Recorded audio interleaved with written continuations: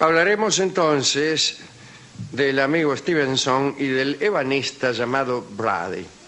William Brady era también un diácono de Edimburgo, nació en el año 1741. Cuentan que este hombre siempre tuvo una doble vida. De día era un próspero comerciante, un respetado funcionario de la ciudad, y de noche se redimía, porque era el jefe enmascarado de una pandilla de ladrones. Lo conozco. Brady asaltaba carruajes, arrancaba las ganancias de las prostitutas y seguía a los taúres triunfantes a la salida de las timbas para afanarlos. No va a seguir a los que pierden. Dicen que durante toda su vida Robert Stevenson había estado obsesionado con este hombre.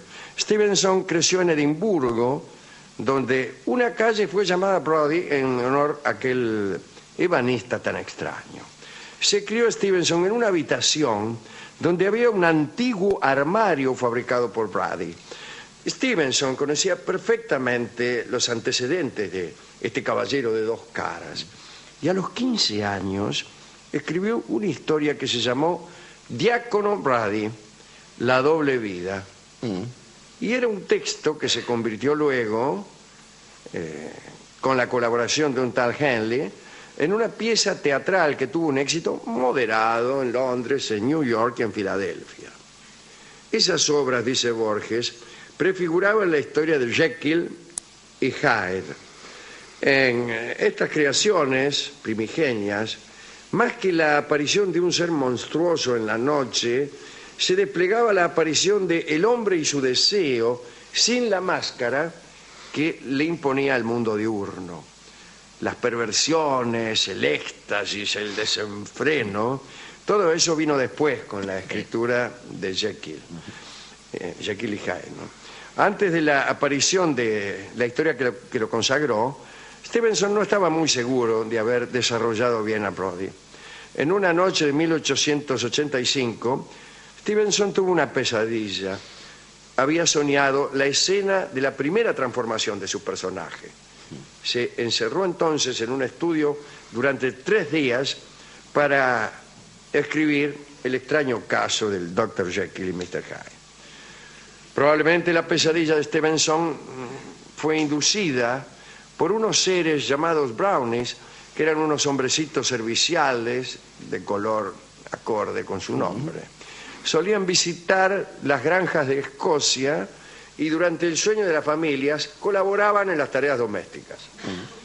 Stevenson afirmó una vez que había adiestrado a sus propios brownies para que lo ayudaran en el oficio literario.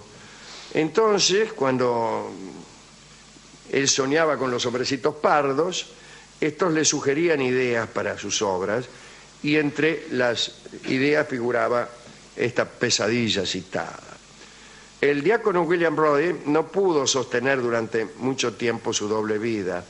Debió abandonar precipitadamente Edimburgo porque un miembro de su banda nocturna, al ser echado del grupo, se dirigió a la policía para acusarlo. ¿Vio cómo es? Uno espianta a uno de la banda de chorro y enseguida va a la policía y alcahuetea todo.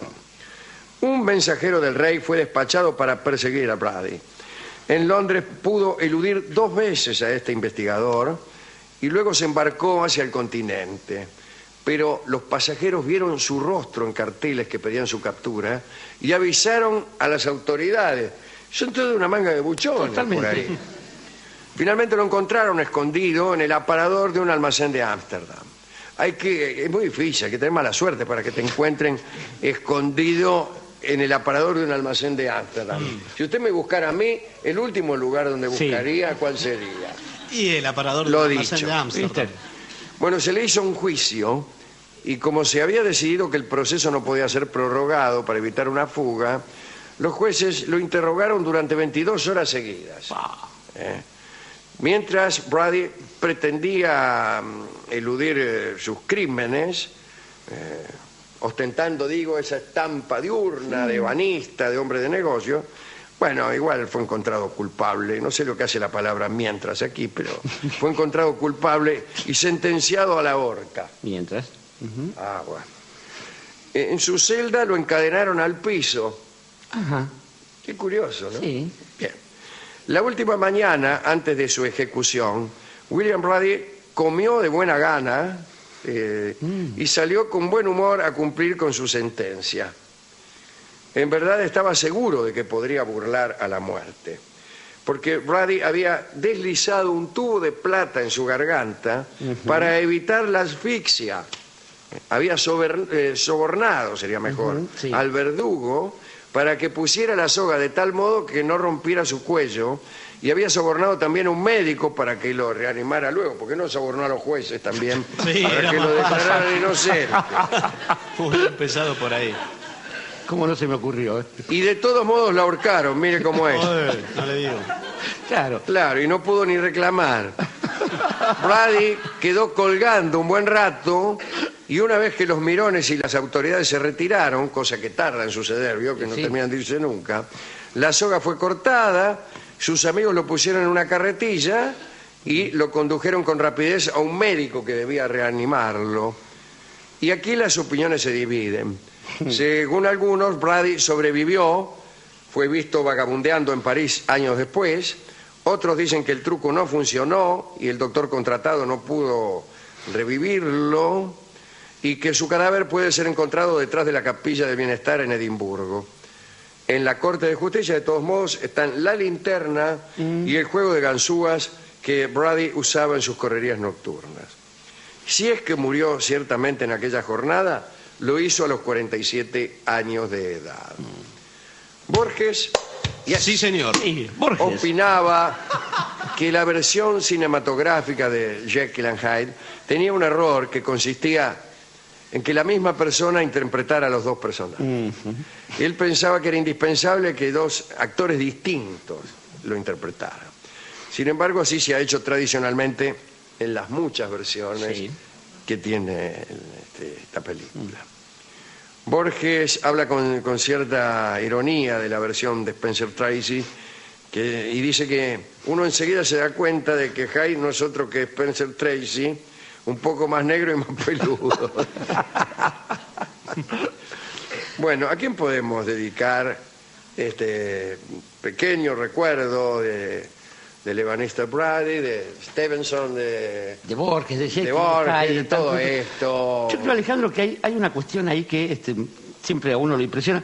Sería interesante pensar una versión inversa, ¿no? Que quizás narraría algún otro costado de la condición humana. Por ejemplo, alguien que durante el día fuese un verdadero miserable, un canalla, una rata repugnante, y por las noches se dedicase a hacer el bien, escondiendo justamente esa... Su condición benigna. Claro. Eso es mucho mejor. Y esto sería, casi le daría una especie de santidad a la persona.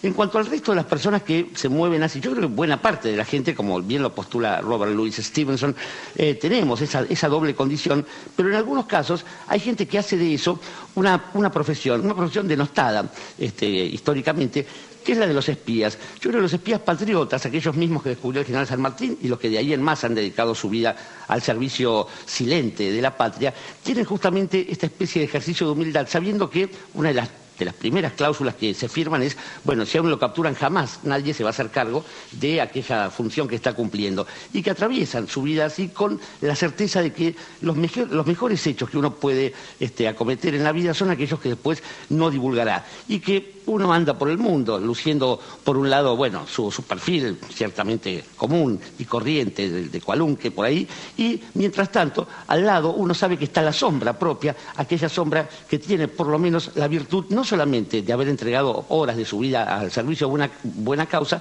sino también la de callarlo. Y uno y otro, es decir, uno y uno, andan por el mundo como dos extraños.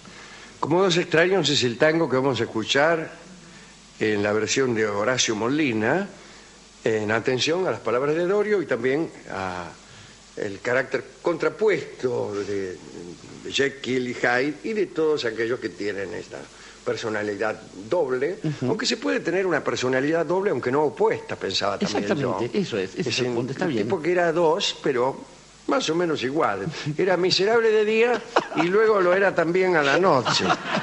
Para no perder el Conozco tiempo. muchas de esas dobles y aún triples personalidades. Adelante, por favor, Horacio Molina.